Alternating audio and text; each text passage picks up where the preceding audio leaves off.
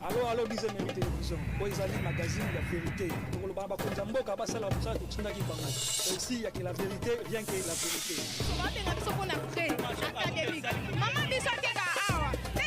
bato bazoteka na nzela mituka esalaki kaka bato bakufi ebele babengi gouverne kaka gouverne azokaba boteka na nzela te.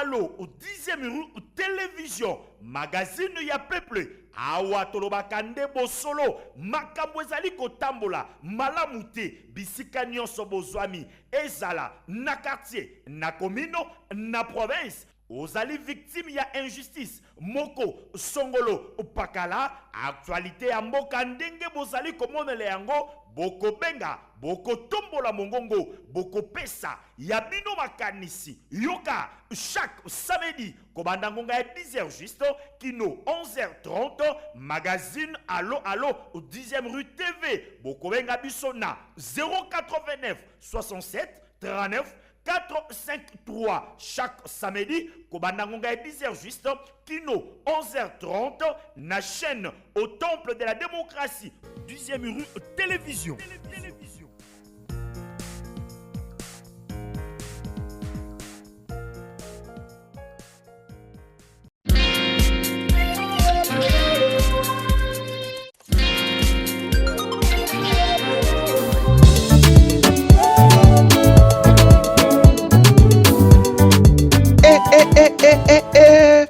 Makambo minene et bandi chaîne Nabino Echo de Victoire et Bongiseli Bino Kabamba na promotion Kino 31 décembre 2025 Ndakisa prédication ba émission sociale politique sport et loisirs Milulu ya ndenge na ndenge de diffusion en direct et en différé pour na ba information nyonso benga biso na numéro ya Angola 00244 975 798 503 pour la République démocratique du Congo 00243 896 739 453. Haha, bandeko bazali banda ya mboka boko benga biso na numéro 0049 15 21 153 62 748. Nyonso ya ofele kobukana te kolala te konimba te nzambe apambola bino.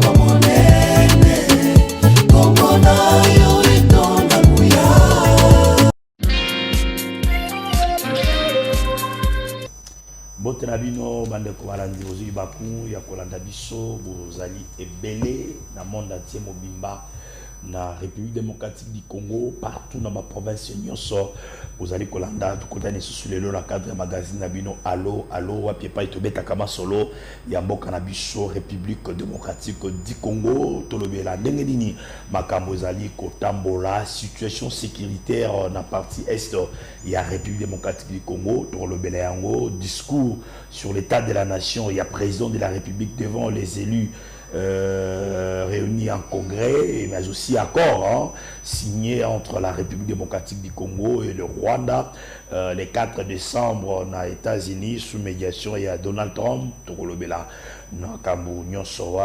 Préparatif, il y a congrès, il y a parti présidentiel, l'Union pour la démocratie et le progrès social. Makambezo que n'engeni tokolobela yango pona yango toyambi na plateau na biso maître Myriam Massengo azali bongo vice-président et ligue de vice-présidente et la ligue des jeunes en charge des questions administratives et juridiques. Bonjour maître, bienvenue. Bonjour papa Alain. Bonne santé. Santé Zamalamu Nangulu Yanzambe. Vice-présidente de la ligue des femmes. Boni ligue ezokende ba maman ba maman toza malamu makambo sozo kende bien tout en soutenant notre président de la République et après tozo soutenir pe les parti na biso makasi na makambo ezo le kamikolo yo. En tout cas nous sommes là, nous jouons bien notre rôle au sein du parti en tant que femme. Donc, ok, alors parlons un peu de votre parti congrès. Mais là qui est prévu du 10 au 14, tout le monde a publié, votre secrétaire général, le président Haï, a publié communiqué faute de moyens. Moyens congrès, ça l'a mal 10. Ils ont qui les sous-soutés. Ils ont appelé mon bateau dans la commission, ils ont il y a rédaction, il y a statut, quoi adapter votre statut dans le contexte actuel. D'abord, par rapport, il y a pour ça congrès. Christian Kabouya ko sala manœuvre nyonso pour que congrès ça les malades 2025. Na ce qui m'a cassé pourquoi parce que ngana na kati ya masolo ana ngana na kati ya commission tout ça la deux commission il y a organisation, il y a congrès proprement dit et puis dans commission il y a rédaction, il y a statut où il y a texte Lego, il y a statut Nabiso IDPS, c'est ce qu'il dit. Alors, Nazana Kati, sa version, il y a Malam, où il y a Makamudeng Zoleka, où il y a des spéculations, où il y a par-ci par-là. En vrai, ce n'est pas des bazo kanisande bazo luba qui toujours freiné d'un côté Ngambu il y a président Nabiso Aïe a parti tenir un congrès au non. Au moins congrès ezali ko dépendre de la commission. Déjà mon conseiller à partir à Tchaki des commissions à nommer membres tout acteurs et animation, il y a des commissions, il y a congrès. Donc congrès ils dépendent de la des commissions on a sur ba 600 na bango proprement dit. Na autant la bon niveau il y a commission, il y a organisation, ça presque à la fin. Il y a ça na bango parce que quelqu'un a un rapport il fallait pas ça là parce que procédure les années l'honorable Rémi Massamba comme coordonnateur. Voilà.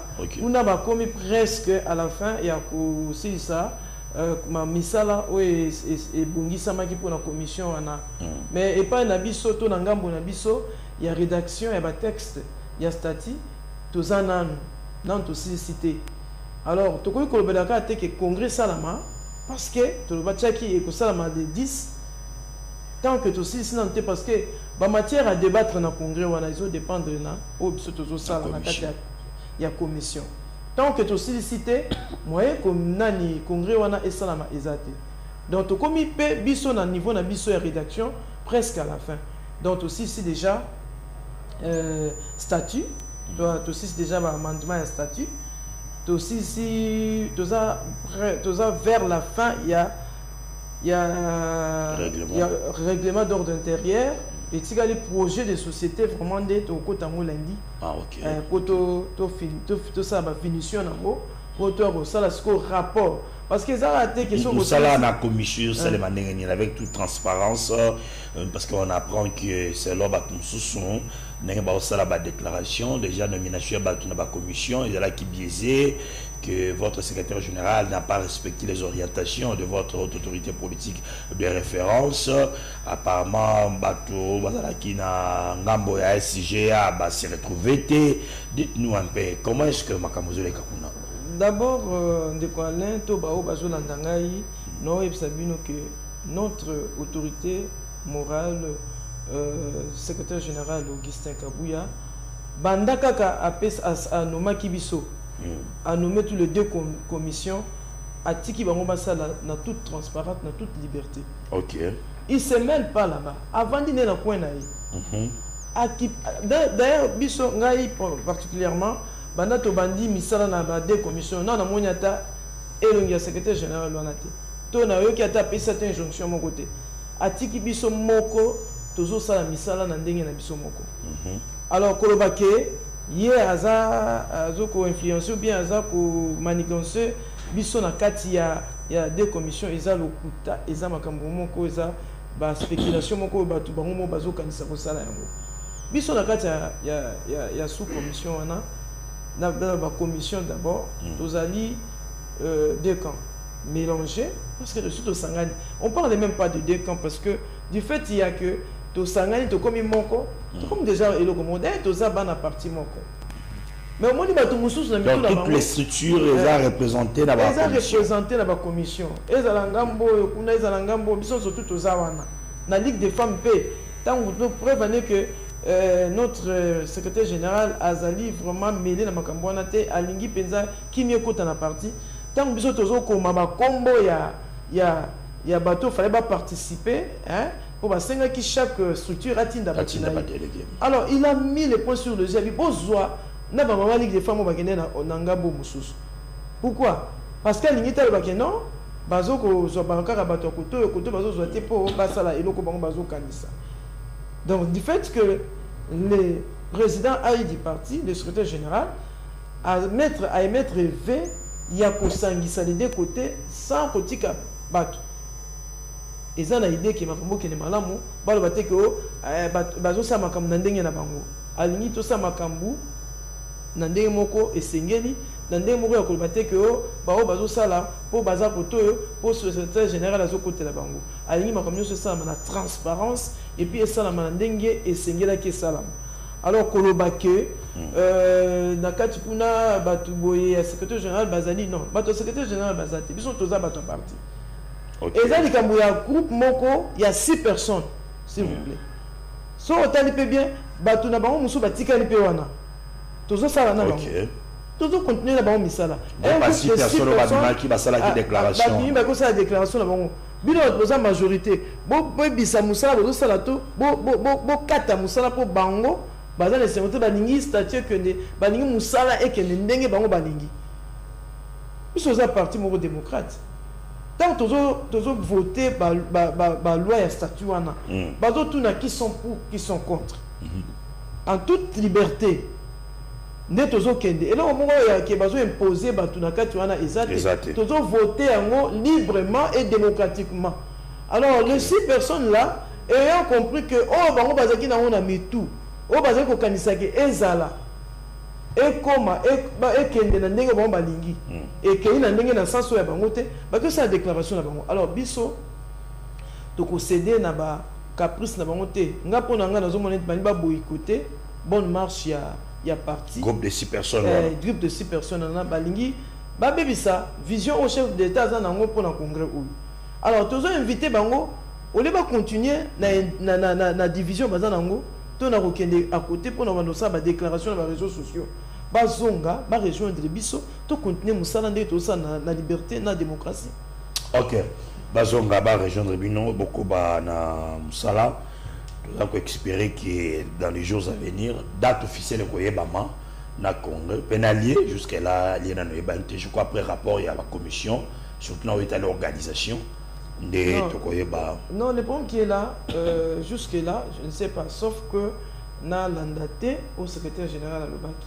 Mais on a yebi ce congrès tiskoyo date ils ont fixé parce que misala na kati ya ba commission ici na noté congrès wana ba deux commissions ba tiango pour préparer congrès tant que les deux commissions n'ont pas fini la mission donnée par le parti les alliés comme financement parce que tout le monde qui document peut interpeller qui ba mandataire ba ministre ba député ba obazoa na ba poste de responsabilité dans la liste à parti au nom du parti ba meka pour sa contribution de ce côté na ba mandataire rebelle ba kilo ya on a lobby que ba kilo tena on a bi côté un bon vraiment ils ont posé problème parce que nous sommes partis au pouvoir, c'est-à-dire donc côté un bon sur le plan technique les problèmes se trouvent sur le plan technique. OK côté mbongo et comme na kaka et ko zoma nango kaka parce que ceux qui aussi déjà makambo nyonso na des commissions tout ça les rapports na biso en bonne et due forme to pesa on a ba hiérarchie à parti dans limite que date et ko mena ko ba fixer. OK bon alors du discours il y a chef de l'État devant le député et sénateur réunis à congrès avant de compter la moi ba détail tant on l'a dit discours en konzamboka et pandeli qui nous a souka analyse nous ça la pour le discours voilà.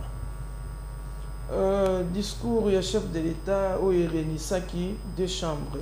Il y a Parlement, à l'occurrence chambre basse, la chambre haute, et puis nous, la population qui était là.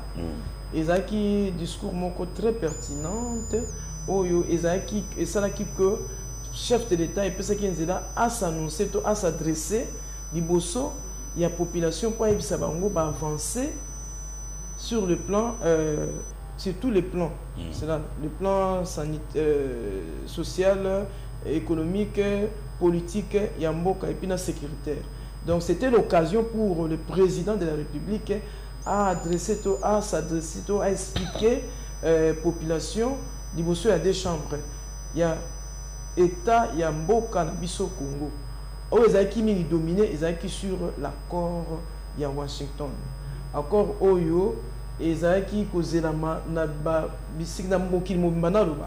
en l'occurrence en Afrique, parce que ça concernait vraiment l'Afrique tout entière. Là, je voyais les pays limitrophes. Pour tant accord on est avec Salama, Trump a invité qui va pays limitrophes presque non sur Bazaki wana pour et engager pe bango. Parce que d'une manière ou d'autre, baza intéressé d'accord wana parce que bango pe bazo causer ce préjudice, bazo pe bazo participer pour na que to soit un peu gain cause na Italie nani makambozo le kana est. C'est pourquoi moni yaki Kagame azaki wana président Rwanda na président Nabiso chef de l'État Félix Antoine Tshisekedi na ba président africain musupe bazaki wana pona ko assister na kotala ndenge nini encore wana ezokende pona réussite nango total. Alors accord oyo cadre ezaki accord mingi ezaki pona ko réaffirmer accord esalama ki le 27 juin pona kimia na katia entre deux mboka biso na Rwanda.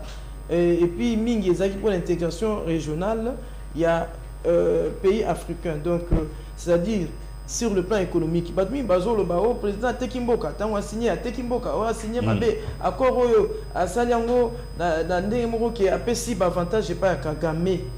Là moi j'ai mais il a rassuré la population dans son discours pour dire que les discours oyo batu ndenge bazolinga ko diaboliser en côté. Et lui ne peut pas accepter même une partie du territoire n'abusé qui est dans beaucoup de exact, exact. N'enga pesaki a confirmé qui peuple na wana ngape na zolo bango awa ke exact que ndenge batu surtout ba opposition bazole kana etandoike pour na ko diaboliser encore wana ko loba n'importe quoi pour na ko sa population qui est président Tekimboka appartient à quoi Rwanda. Non, non, c'est pas ça. Parce que l'anda qui personnellement, ou bien Mato, il n'a pas opposant, on a bazolo, Isaki a beaucoup fait un bazolo dans le président. Le président a insisté sur le respect de l'accord. Et puis à l'obéir sur l'intégrité territoriale, à l'obéir sur la souveraineté de l'État congolais. Alors, rien que les deux choses-là, ils ont la kisake, mokete kamite. Mais accord au mingi, et donc, on a pu expliquer à la population, c'est une coopération sur le plan. Trop le bela yango bah il opposant et puis na kimia lobby par rapport au discours ya mokonzi ya mboka balandaki lobby ba promesse ezongi lisusu ba promesse et ezongi lisusu eza discours oyo ezopesa espoir te na ba imboka kolandisa bana makambo éviter peut-être bandé cause là Mokonzamboka après sa point de vue officiellement ou à l'obaki dans peu de temps il va convoquer les dialogues tout ça alors bon voilà discours Mokonzo pèse espoir té na baimboka bon exporter au moni exporter par rapport à quoi par rapport à leur attente mais par rapport il y a oignon se réaliser na mboka parce que nga na landaki na boké discours voilà parce que j'étais là présent. Le président a la discours sur l'état de la nation. C'est-à-dire, et ça, une année, donc l'an, une fois l'an. C'est-à-dire, à ce rapport, il y a un secteur nyonso, il y a Mboka. Oui, Salamina, oui, en tout cas, sur total, il y a sur le plan social, il y a l'avancée significative.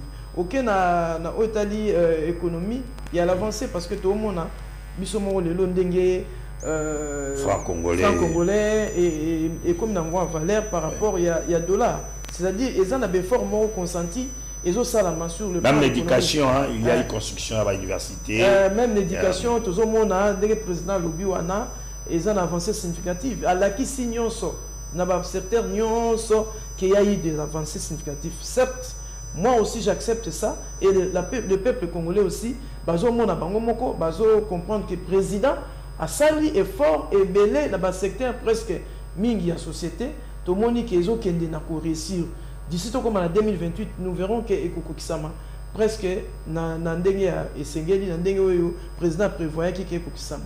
Mais sur le plan sécuritaire, il y a une compréhension. Même quand il y a opposition, tant que les candidates nous allons comprendre que Bango, Bazo les capots, Bako qui s'appose à la Bango, la Kissa, noir sur blanc, qui est là, comme on les autres qui n'a accord au président sur ça. Mais la côté sur le plan diplomatique, le président a réussi à 100% d'accord.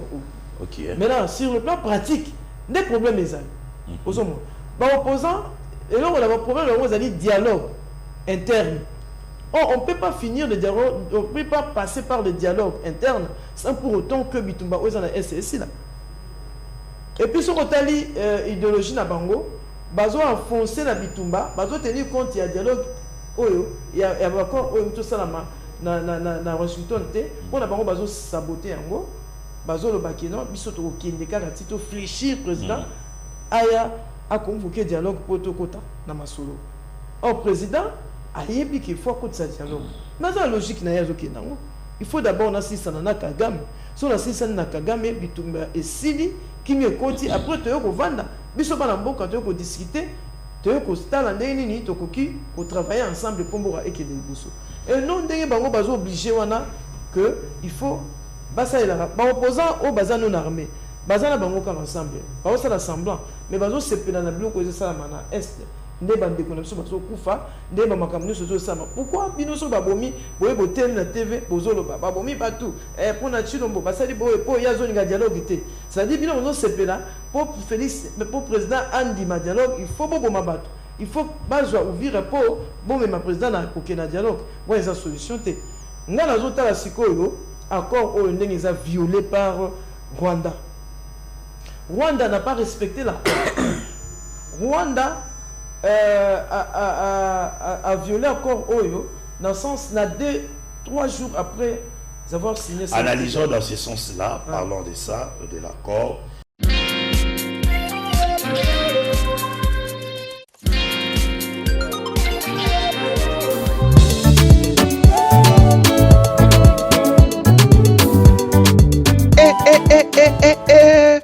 Makambo minene et bandit.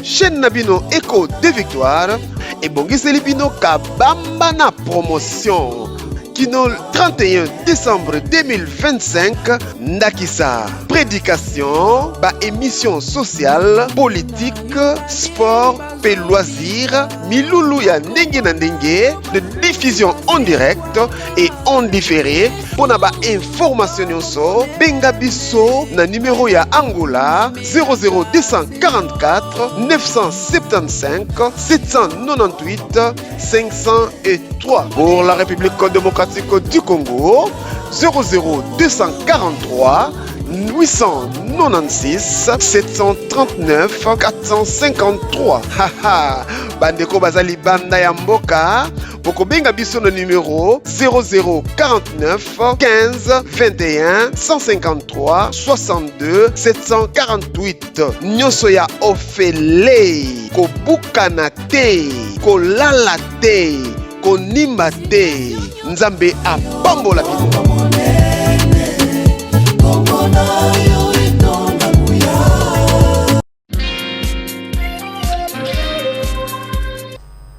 Signé accord le 4 décembre, même pas une semaine.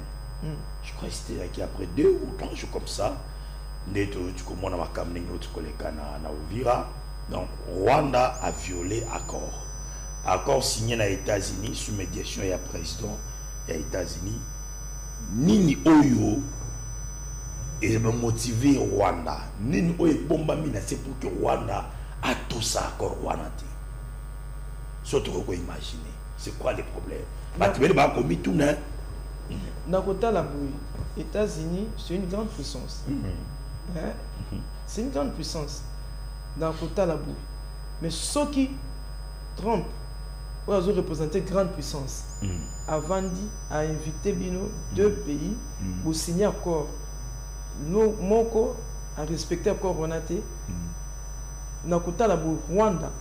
Pourtant, la Rwanda, pays Rwanda, na États-Unis, a coquille jamais qu'on respecter encore, il y a grande puissance. Ce qu'on doit respecter, c'est-à-dire na Simawana, eyana bato mosusu baza pe makasi oyo bazo kotindike sala bongo. OK. C'est-à-dire quoi?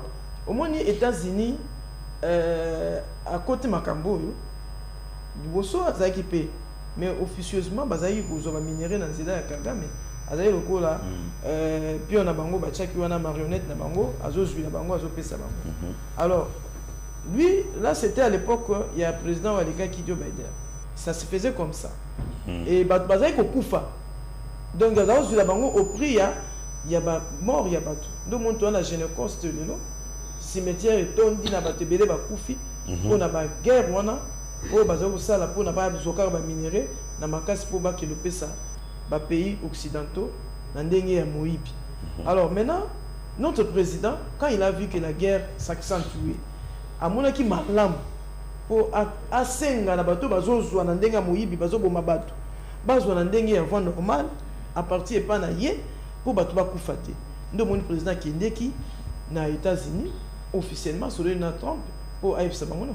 Au lieu de prendre et tuer des paisibles citoyens, des innocents, bakufi belé, ça fait 3 décennies où on compte aujourd'hui près de 3 millions de gens, de personnes au bakufi. Alors au lieu de bakufa pas qu'on dit que kufa bino bozwaka na ndenge moko ya makila, c'est mieux besoin en voie normale. Alors Trump aussi a accepté.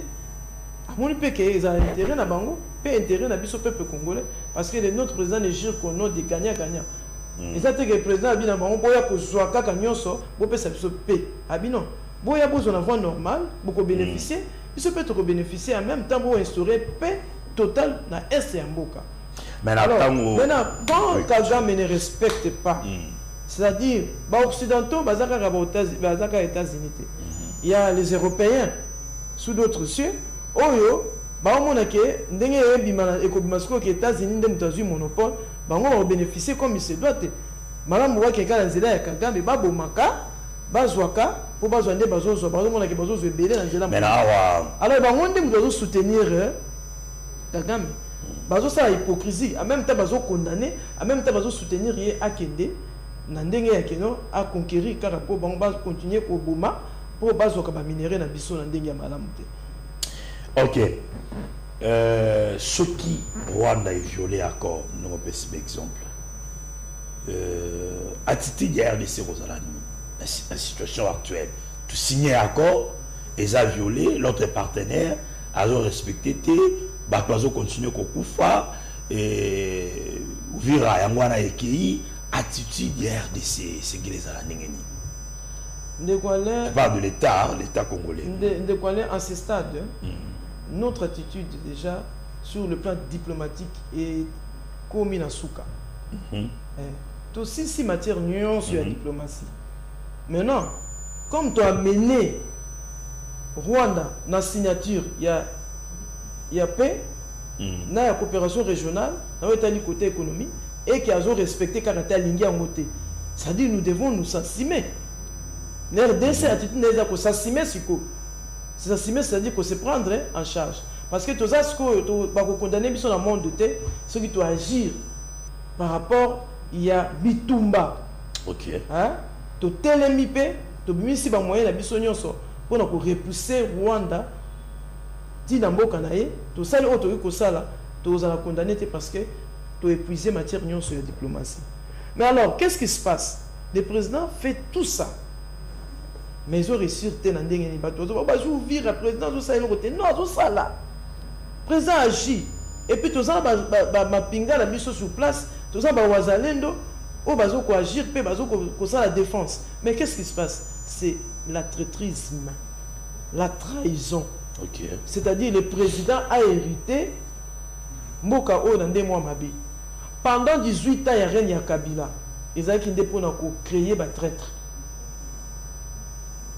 La traite est basée à niveau nyoso, même dans le niveau de la présidence Bazali, même dans le niveau de la population Bazali, même dans le niveau du gouvernement Bazali, même dans le niveau de la terrain. Et ce qui est basé au Pinga, Bazali et Bélé. Mais basé la tête. C'est-à-dire, travail il y a 18 ans, il y a Kabila, et ça qui pour vendre sa traîtrise, mais dans le cas de Mboka, il y a pour agir. Comment voulez-vous bazo kolungula bazo kanga bazo tcha batu mususu traîtrise maison régner kaka ezoza mboka na biso eza là vous accusez Joseph Kabila par rapport à ça pour Nayango. Oui, je quand vous dites même la présidence même je suis en train de dénoncer même le président Tomoni général tu vois Kalamingité. Est-ce que vous pouvez croire Mouto président peut ses confiance makasi mais nakati wana azaki couper sa information azana en contact na ba rebelle bazaki na est ya pays. Alors jusqu'à preuve du contraire tozo longa te pour na traîtrise mais jusqu'au temps au sein de notre pays. Mboka na biso eza bien tozo ba ki tozali na mboka mo kitoko tonda nyonso bo mengo richesse et tout bato bazo envier bien bazo envier mais biso moko d'abord ba congolais tant que toza mon côté toza unité tokobandaka ko échouer na air nyonso. Notre président est animé de bonne foi. Il y a aussi sa guerre pour assaligner sur le plan diplomatique balongi était à Poki bango mais sur le plan terrain na terrain et aussi batté pourquoi parce que ba traître baleki mboka na biso eza nango bien mais ba congolais ba milingi na bango mon côté baza corrompu facilement yeb sanga na kati ndako ceux qui même après il y a ba ville bazozwa ba ville ce sont seulement des congolais des bazo baza ba traître par exemple Uvira ils ont mindengeni Uvira ils ont mindengeni. Est-ce que yo kasi que ils ont mis que basoda na biso ba koki ko bundate ba bundu na bango balongi ba koti non ba koti facilement ba koti ne ba corrompre na kati ya Uvira nano ba jeune nyonso donc ba jeune si sauf dans le bon conditionnel sauf que eza bongote ba bi 5000 jeunes o ba préparer qui ba pesi bango na ba bombe ba élarguer ngo tant ba élarguer ngo ba soda na biso croyant que ba nguna ba se ba côté na kati nzoka nde ba côté teka ba jeune wana. OK. 5000 c'est beaucoup hein. Ils ont nombre moko ebele ba élarguer bombe au même moment ba ngo kutu bazai mukie et ils ont fait croire à nos militaires que baza déjà na kati nzoka bazai na kati te ezaka ba jeune o bazai na kati ya mboka trahison. Pourquoi c'est trahison? Ba jeune on a baza ba congolais non? Au Nicolo ya moi mbongo ba pesi bino $500 na mutu moko bo arriver na kozwa ba bombe pour beta yango po bo bangisa bato baza na kati ba mona eti na rebelle ba côté mais ba côté te. Bien, situation sécurité en Est après kozwa Uvira, on avait suivi le secrétaire permanent de l'Union sacrée. Voilà, ça peut moko ya bino ya UDPS, bon mboka en Mbata. Bengisaki ba parti politique nyonso pour na la marche pour na ko dénoncer question ya kolakisa ki union sacrée dans l'inasima ya mokonzi ya mboka yo lokola moko ya ba au cadre ya UDPS et moko ya union sacrée au mona quelle condition na ngeni. Est-ce qu'il faut continuer avec des marches tout ça? Ngai bon, je respecte leur opinion. Il y a pour ça la marche de soutien mais nous sommes plus dans un moment où ça la marche na bangin de l'air na minute toza eza tango ya kosala marche te déclaration te to ya kosala nde ya ko agir c'est quoi agir même biso population pour tout s'impliquer hein bamboka nyonso na pese exemple na bana na beta bango félicitations bana Kisangani hein na guerre oyo il y a 6 jours oyo ça makina na Kisangani bana Kisangani soki ezali pona bango te ba ronde balinga ba siéger bango mais bango ba ko s'impliquer ba soda ba si ba lembi non balembi pe basali nyonso bakoki te bango bas'implikaki basoda bayi kosadere na volona nsima na bango bango moko bakomaki koboma barwandais bakomaki kobengana bango bakomaki kosala po on sous-entend que na Uvira wana bakolo mboka wana bayebi mboka na bango koleka barebelle. Alors il suffit que baza unanime bango population baboya baaccompagner bawazalendo na basoda na biso baza wana bakokende tala nde bana Kisangani basalaki tu baboyaki présence ba Rwandais na mboka na bango ba bundaki bitumba na ba Rwandais et puis ba bengana bango ba kimaki ba kendaki parce que la population s'est impliquée. Alors ko ba ke ba discours ba soutien ba nini eza nango malamu na ko pekisa bango te mais ce n'est pas le moment où ils allaient aider président ko ba ke tout ça la stratégie nini pour to bengana ba Rwandais na mboka na biso ba population tout s'impliquer bango ba nazo senga la président de la République hein, à faire impliquer population na bitumba oza na SPO makasi na yepeza population faire impliquer ba on a ndenge nini Par exemple. D'abord, par exemple, Bissonnet tout ça na nani awa non? Na Kinshasa. Na pesa un exemple, nende tout ça. Ba wande ba côté, na pesa exemple ba côté. Au moins kinde tout ça qui n'a fois passé. Tant muza salaki. Wande ba côté kiti. Est-ce que ba kokaki? Est-ce que les militaires ba combattants qui ba bete masas? Ba bete masas mais population yango moko to na force moko divine. Oza ma pesa population ata sama nduki tokoki kolonga bitumba. Population yango moko s'impliquer que mon ende tout ça qui bango. Mais apparemment oui, là c'était na tango wana ya musée, population nyonso muzaza qui na soutien 100%.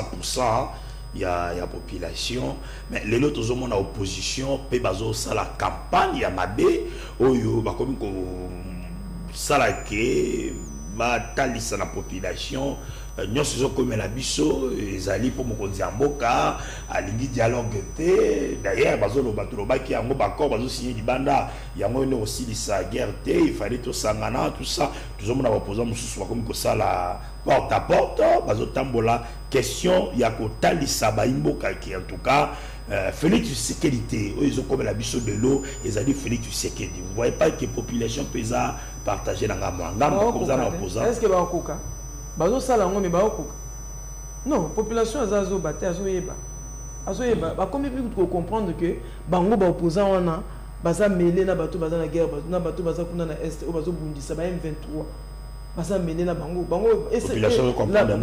l'opposition, ce qu'ils sont en train de faire, baza minoritaire. Yo tala bien, landa bien, na okende na lo baté que pour naza côté pouvoir. Ndi na lo babongo, nga na na population, to kenda ba misala, to tambola na nzela, to yoka rapé, to beta masolo, to sa neti netre, to ngola sa position na bisoté.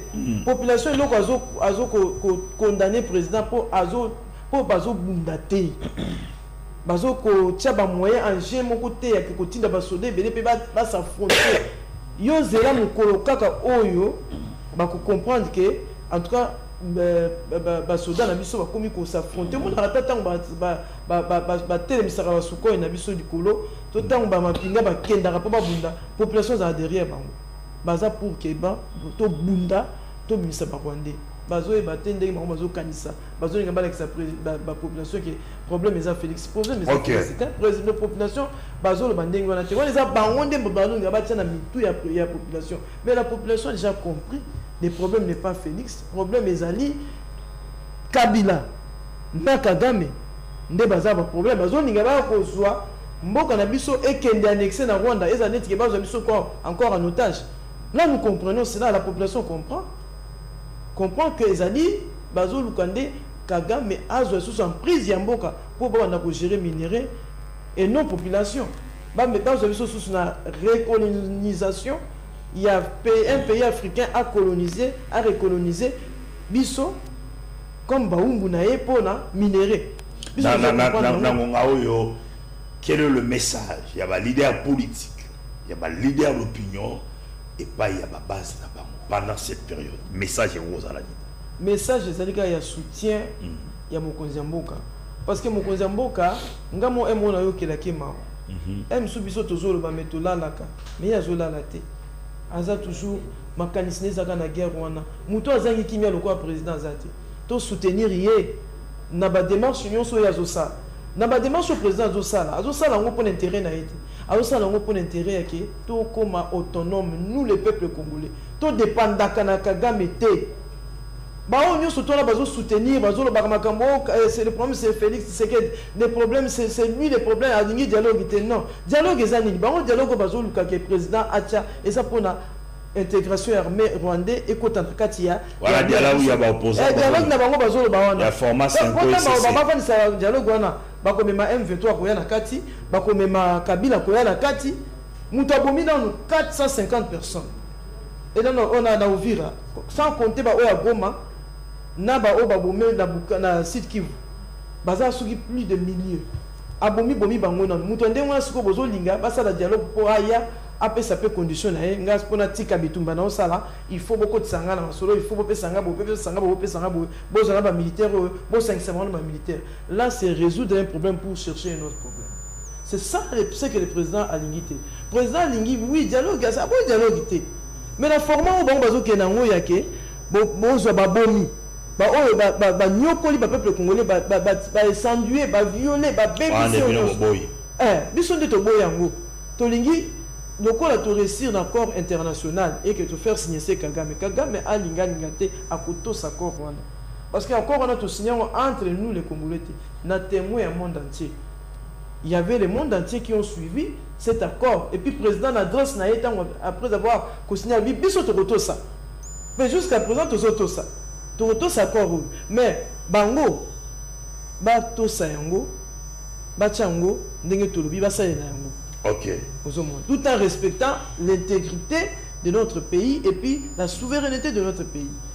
Alors les deux choses là, le président a insisté. Je ne vois pas là où le président a vendu le pays, bien qui souveraineté dans le peuple congolais. Oh, ils ont expliqué ce qu'est le peuple congolais. C'est-à-dire quoi? Bango ayant compris que sur le plan international, n'a pas perdre. Le président a mis Bango contre Mir. Va signer. Na Rwanda, mais contre Mir. Va signer. Pour payer la carte, il y a encore avantage pour avoir des alliés parce que Babi te collaborer na Bango sur le plan économique. Mais Bango ce que Bango on a ce que to kende wa Bango babundi bananga bakabila Moïse Katumbi o azolo baké mais kosimba constitution te kosimba constitution te mais article 218 ils permettre président à ça la yango.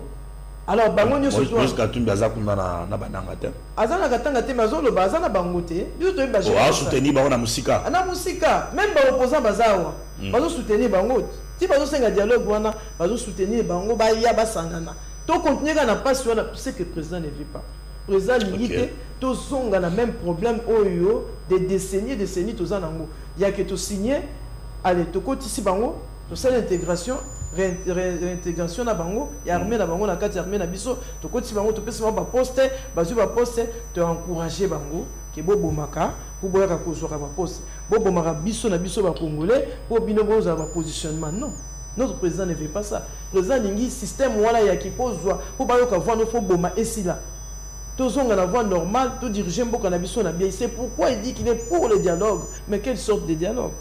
Dialogue il y a te que il y a kozwa na bato ba bomi wana ba sanguinaire ko ya ko sangisa bango na mboka po et comme un système ya ko boma pour ba reconnaître pour attendre de voir na fo boma. Non, là notre président ne veut pas ça.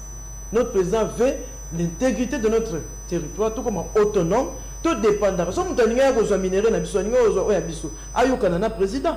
Gagnant, on a besoin. Mais bon, on a besoin de recolonisation, s'intégrer dans le gouvernement, dans la présidence de la République. En même temps, le peuple congolais a réussi. Le peuple congolais a toujours Nassima, vie a toujours misérable. Ok. Tolobeli politique, tolobeli sécurité, tolobeli sociale. Yozali maman yandaku, oyebi réalité, il y a terrain et tolobapenda changement et zapenda comment na oetali vie sociale surtout. Na oetali va produire première nécessité par rapport il y a mouvement ndenge dollar et salami. Cette fois-ci, ballon n'a pas fait ma caméra par rapport à Bané ou Oui. Là, de ce côté, la coup de chapeau, on a d'abord notre président de la République. Dans Dengue, tout le monde quand même social, il y a des avancées. Bien que comme il pèsant la place au président Azali, et bandit. Ok. Bandit, tout le monde est modèle dollar et salaire, mais Kiti. De 28 à 22. Aujourd'hui, même sur le plan panier ménagère, et ça, moi, pour changer, moi, donc, sur le côté de Windsor, au côté de magasin, sur mes biloko, vous constatez que les biloko, vous avez un prix, déjà avant ces années, on les a ramouqués, mais ils ont ça la fort que équitable sous. Et comme Matina c'est, il y a un peu de côté, il y a président ça la population. Bazo tchaba makamo ba guerre, on a pas toujours préoccupé la guerre, à cause ça la population, mais le président zo meka ko ça là sur le plan social, tout le monde bisomoko sur le panier de la ménagère, mon qui moi différence c'est côté l'osso ekiti, masango ekiti, c'est moule c'est masango tozo benga ya biso ya mboka ekiti, c'est moule ekiti l'huile ekiti presque biloko les a produits de nécessité, savon nini tout le monde a revu à la baisse grâce à ndenge président mokonzi mboka elungo na gouverneur ya banque na première vice-premier ministre ministre ministre ya Yambo Mama Souminwa azosala pe fort tozomona ke ministre de l'économie aussi ministre de l'économie donc ensemble les alliés effort consenti il y a président de la République gouverneur ya banque ministre na biso ya Yambo et puis na ministre économie pe na kati bazosala stratégie na budget bazosala stratégie nyo so peuple ko kita pe ekokita wana ezaka ki bandi wana eza problème te ataka wana yo tangi te tozomona pe na maternité gratuité à maternité ba maman bazobota sans kofuta un rond bazozo ba moi charge na ba kisi na ba munyonso même pe na gratuité enseignement ils a toujours en marche bien que ils a la moi ba kokoso muke mais ezali on ose croire que la comprendre yo lingolo ba que ceux qui guerre esili et que mokonzi mboka azako azuita na ye troba ki social wana penda ngozolo wana penda peuple ko sentir yango penza donc après aussi ça guerre et c'est na Félix force de sous moi temps malheureusement tika na mikolo mingi te non na 2028 ça élection selon timing o pesa melaki tika na mikolo mingi te mais il a travaillé un pays en guerre vous comptez mandat il y a président de la République dans un pays en guerre vous comptez mandat mutu banda bandi. C'est comme si que tout tient munge kaka asa le côté yazalaka occupé na guerre. Ba on kanisake tant ba osala na ba on exceller tant asa la musa na proprement dit témoin. Ba ba on peut que récupération koza. Récupération. Oui. Et kozala. Et koza pourquoi parce que mutu o bino vous payez mandat 5 ans. Population paye mandat 5 ans. Vous les prédateurs, vous les ennemis. Oh besoin envier quitte na wana. Besoin bundise pas salade. Qu'est-ce que vous croyez? Vous croyez que vous le faites passer le temps dans la guerre pour le président n'a rien fait à temps où 2028 au Coca, il va voter pour ça et l'autre. Non, quand la population a non continuer.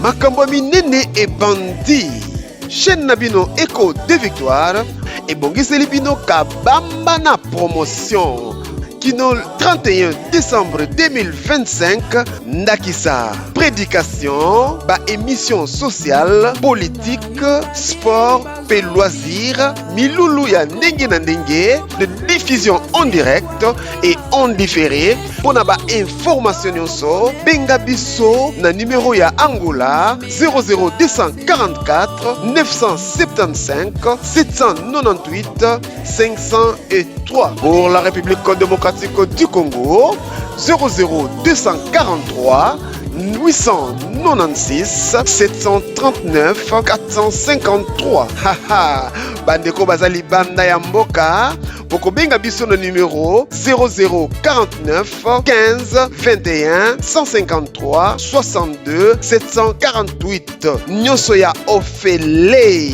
kobukana te kolala te konimba te nzambe apambola bino.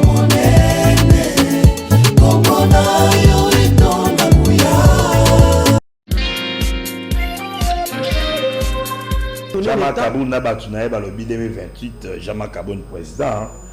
Bon voilà ça n'engage que eux na batu lui doivent s'engager ka yé Jama que na batunaye. Bazaka yenga za la population. Na mintu za na terrain. Na batunaye mais biso tozo ta la population. Porte à porte. Biso tozo dépendre de la population. Nous dépendons pas de Obalobaki batu ya président Félix non. Population ou azota la Félix président azosa. Ngana omona ngona nazo kangona banzela. Ce cas présent c'est le moment bien bazo bakaka aumela azala nanu. Voilà peuple azolo babon. Mutu to bazo bakaya aumela azala wana nanu amema biso ti na ba projet de société na ye ekokisama ndenga kanaki. Bino mo boza ba témoin. Banda président bandi na 5 quinquennat o. Banda bandi est-ce qu'il a permis asale loni kaka guerre, kaka kuna masas, kaka guerre. Pour la nuit pour réussir. Alors vous allez dire que on va organiser les élections na état wana ya guerre. Non. Na guerre on va organiser l'élection d'Eli. Ce qu'on va partir à la mboka na bossa l'élection d'ambu. Non, cette fois-ci, nous voulons que ces élections, et ça sur toute l'étendue du territoire en Boka. Alors, tu vois la élection, ceux qui viennent au Kangami na Goma, au Kangami na Uvira, au Kangami na Bamboka, Moussoussa, Mike. Non, cette fois-ci, il faut, sur toute l'intégrité territoriale, élection fait ça. Alors, il faut ça, il faut en 2028, en même temps, au Kangi, Goma, Botika Goma, pour élection ça. Botika Bukavu pour élection ça. Botika P, place pour côté Navouir, Bobima, pour toute cette élection. Ça, c'est la condition que moi, selon moi, je peux donner. Nabatola Bazo, c'est la 2028 pour Bazo avec Koki, Bakobeta siffler Koki. Mais pas Bima P Nambokati. Comment on va organiser les élections? Bien, ah, bon goûter déjà pouvoir. Bien, peut-être on va dans la position. Bon, on dit ma raison, mon côté pouvoir, on va couper Sabino, on va tellement ce qui année électorale et Koki, bon, ça la ville morte, bah marche, bah beaucoup mieux qu'on a pouvoir. Alors, il faut s'attendre un peu à l'opposition. L'opposition, il y a l'opposition, il y a un devoir. Comment l'opposition peut se donner ça dans le décollé? Il y a N. Ah, il y a le comme il y a N. Il y a le comme il y a Moutou. Bah, c'est l'opposition, il y a Moutou. Bah, le moment où il y a Moutou, on a dit. Pour baser na Kanda. L'opposition peut se donner ça dans le système. Ok. Système où il y a qui vous a géré. Tout ça, ça, on a des NT. Et puis, tant que vous avez l'opposition, ils ont qui va guerre au temps. On va faire l'opposition. Ah, ouais. En même temps, on va soutenir. Bateau, baza kuna na S, bazo bunda, bazo bomba bateau. L'opposition, on va faire ça. Bazo soutenir. Alors, pouvons-nous accepter l'opposition en Dengwana? Tout qu'on dit, mais en côté. Attends, bazo, tout ça. Tout le temps, il peut y avoir la Babylone. On a dit, ça la pour réunir, tout à les 15. Tous les 15. Les 15. Ah, vous parlez déjà Makaboun. Tous parce que le bélier, on a autant qu'on va. Il avait mobilisé à la terre. Tous les 15 en total. Pour Bissot, tous la mam dans Soukana événement. Il y a Osagalati. Tous la Bakende. Il est président de une opposition au Kosa. Bakende na Kaluka. Bakende, c'est facile. Non, parce que Bino va utiliser. Ça, c'est la population. Au sali politique. Population lingi na ye président lingi na ye baba kambo ya opposition te abi makambo président sa libiso na kati ya Kaluka président moko tatika la kosala alors to lingi na kelele ya un opposant ya ote wala ba biso président za mabe non azama bete pour na biso parce que ya sa libiso makambo minene na Kaluka alors bino so bozo linga bo mema bino un groupe minoritaire pour la population lobby wala za pas simique. Bien, nous sommes arrivés à la fin. Boni, le programme a tourné. Ici 2025, tourné des sociétés. On est comme en 2026. Bon, pour 2025, en tout cas, comme tout ça, déjà décembre, congrès. Décembre, en tout cas, non. Et vous avez souhaité, parce que j'envisageais qu'aucun de la banque, mais vous avez comme l'année prochaine. L'année prochaine. Après congrès, après résultat, c'est alors que nous allons planifier la descente dans la province. Mais malgré que tout était, mais tout ça toujours qu'on travaille dans la musique dans la province. Ce qui congrès, ça dit que constitué parti, le dirigeant Sika. Voilà. Vous êtes sous vice-présidentité. Voilà ce que vous savez. Aujourd'hui, Bandela, mais ce qui va restructurer parti, va statut, va revoir, il faut maintenant, Kambi, maintenant, Kondiasika, la décision pour la nomination.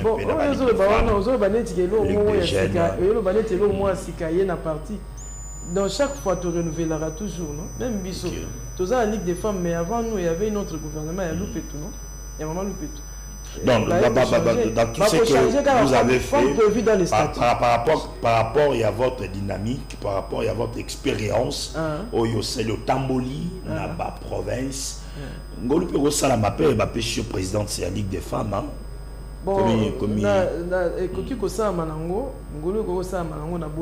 pour l'instant, toujours même statut en haut. Et comment Mikunate, modèle Nini, que ça pour changer bateau. Ah, ok, c'est 5 ans renouvelables, non? Ok. Alors, Magamio Soto entériné. Oh, nous entériné, ce n'est pas ça. Oh, tu as amendé dans 4 statuts. tu soumettre en haut na congrès voilà. Extraordinaire. Mais bien beaucoup il y a 5 ans. Biso ça 5 ans, c'était 2020 depuis 2022. Depuis 2022. Donc ça 5 ans en 2027 hein. 2027. Alors après avoir aussi sa statut, ce que je disais, tu aussi ça quoi mandé, tu soumettre en haut dans le congrès extraordinaire. Bah on ne faut pas voter en haut. Si on va voter en haut, alors pour nous mettre en haut en vigueur, il faut baser la convocation, il y a un congrès ordinaire. Ah ok. Parce que on a un congrès extraordinaire. Extraordinaire, ils ont pour voter en haut. Si tu votes en haut, c'est que pour entériner en haut, pour mettre en haut en pratique quoi, pour exécuter en haut, il faut baser la convoquer congrès congrès ordinaire, il y a parti. Okay. Na congrès ordinaire on dit bah mettre en œuvre makambo to voter na congrès extraordinaire. Alors bah toi quand ça peut-être que maman to nyonso to voter ou to bongisi so to voter on dans congrès extraordinaire bah mettre en œuvre bah moko to changer bah moko gouvernement ligue des femmes échanger ligue des jeunes échanger c'est Jacques bah nyonso ba kei non. OK. On se dit ça quand même toujours dans mibeko non. Donc to bongisi yango so to ndimi yango na congrès extraordinaire pour na mettre en œuvre Torozilati, convocation, il y a Congo, il y a congrès ordinaire, il y a parti. Ok. Donc, il y a Souka, on a la caméra. Même pour changer maman Ligue des femmes. Torozilati, dans le congrès, il y a biso ordinaire. Ndé bakoya ko luka maman Sika Ligue des femmes, bakwa kocha. Maître Myriam, père comment maman Sika Ligue des femmes. Mais nous sommes en démocratie. Ok. Dans l'obité, dans l'ambition, dans l'obité, mais ceux qui s'améliorent. Ceux qui salami qui babi bakoni Maître Myriam babeza. Parce que tout le monde parmi ma vice-présidente, tout le monde apparemment, aux Araïos, on est vraiment aux bouger, ou ça là, ils ont mon mission à Batonyoso. Non, Kolobanga moko se dire, bamuso pe bazo bouger. Na ndenge na bamu. OK. Kolobaki ngamo kandi nazo bouger et la malamu.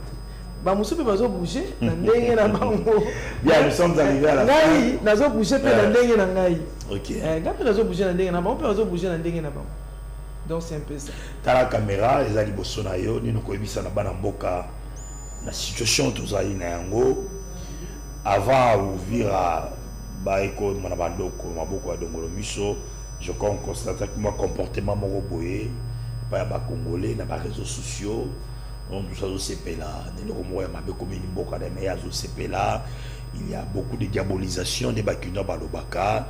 Pendant cette période où tu signé accord, Rwanda a violé accord.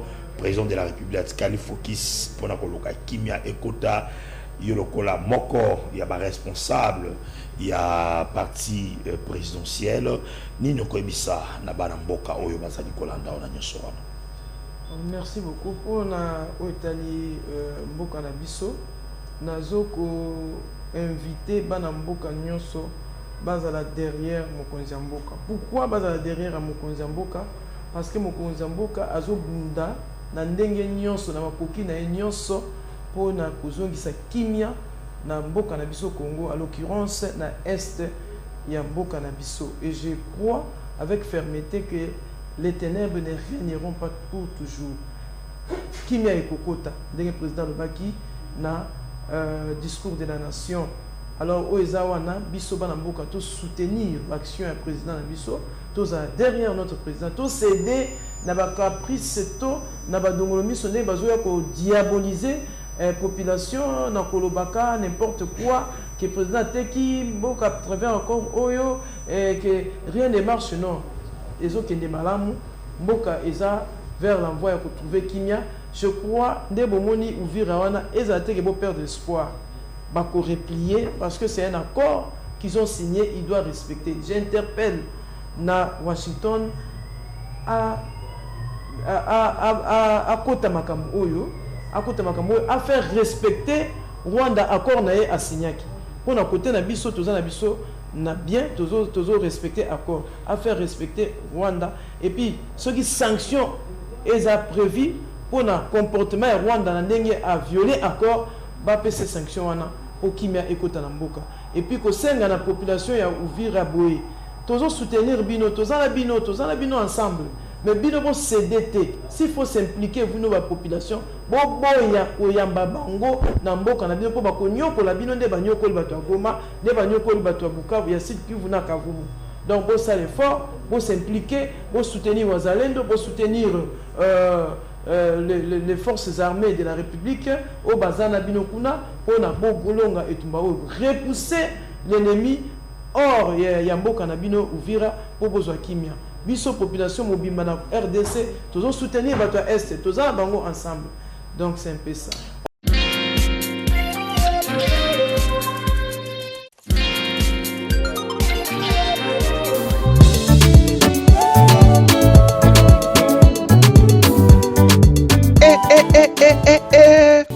Makambo minene et bandi chaîne Nabino Echo de Victoire et bongiseli bino kabamba na promotion kino 31 décembre 2025 Ndakisa prédication ba émission sociale politique sport et loisirs milulu ya ndenge na ndenge de diffusion en direct et en différé pour na ba information nyonso benga biso na numéro ya Angola 00244 975 798 503 pour la République démocratique du Congo 00243 896 739 453. Haha, bandeko bazali banda ya mboka poko benga biso na numéro 0049 15 21 153 62 748. Nyonso ya ofele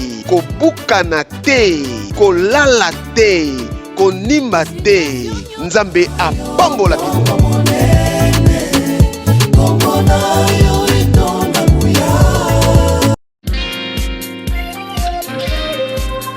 Ok, merci beaucoup,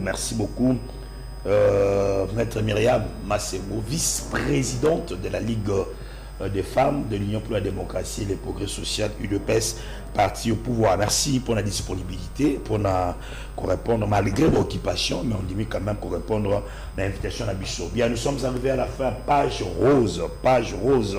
Joyeux anniversaire à boss Cristiano Kembi. Boss Cristiano Kembi Molongani à maman Nidal Kibwila depuis Angola, Nakati à Luanda. Joyeux anniversaire à vous, boss Cristiano Kembi. Page rose est signée AS K Londa. Alors, vidéo.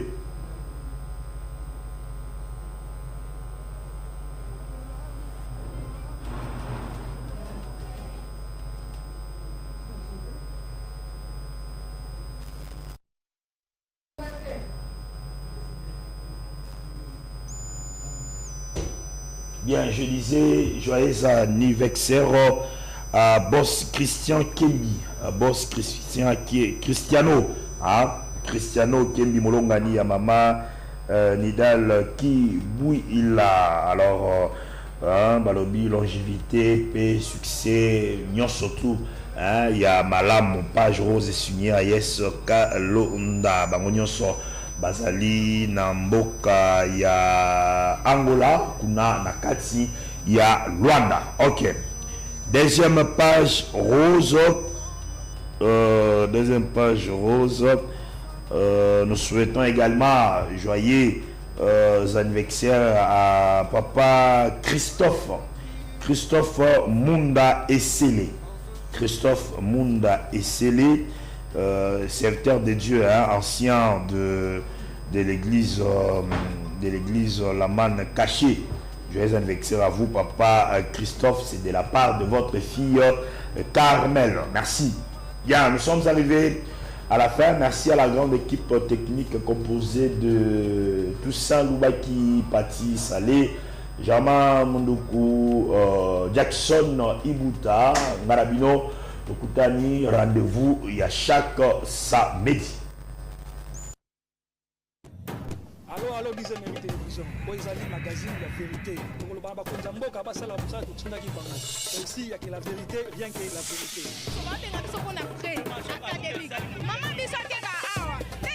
bato bazotekela nzela mitubesala kisa bato bakufi ebele babengi gouverne kaka gouverne azotaba botekela nzela